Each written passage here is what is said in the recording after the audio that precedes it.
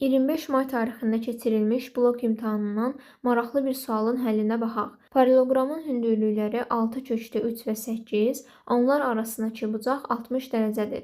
Paralelogramın sahəsini tapın. Şəkli təsvir elədik. Ortada yaranan dördbucaqlıya baxaq. 2 bucağı 90 dərəcədir, bir bucağı isə 60 dərəcədir. Deməli, digər bucağı 120 dərəcə olmalıdır ki, bu dördbucaqlının daxili bucaqlarının cəmi 360 dərəcə olsun.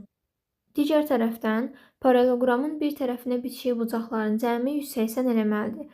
Əgər bu bucaq 120 dərəcədirsə, onda buradakı bucaq 60 dərəcə olmalıdır. Burada isə kiçik bir düz bucaqlı üçbucaq əmələ gəlir. Bir bucağı 60 isə digər iti bucaq 30 dərəcə olur. 60 dərəcəli bucaq qarşısında duran katet digər katetin köşkü üçlüsünə bərabərdir. Deməli, bura 6 olur. 30 dərəcəli bucaq qarşısında duran katet isə hipotenuzun yarısına bərabərdir. Deməli, bura olur 12. Qarşı tərəflər paralel və bərabərdir. Deməli, burada 12 olur.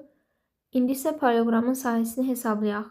A vurulsun H-a düsturuna görə S bərabərdir 12 vurulsun 8, yəni 96. Doğru cavab C variantı.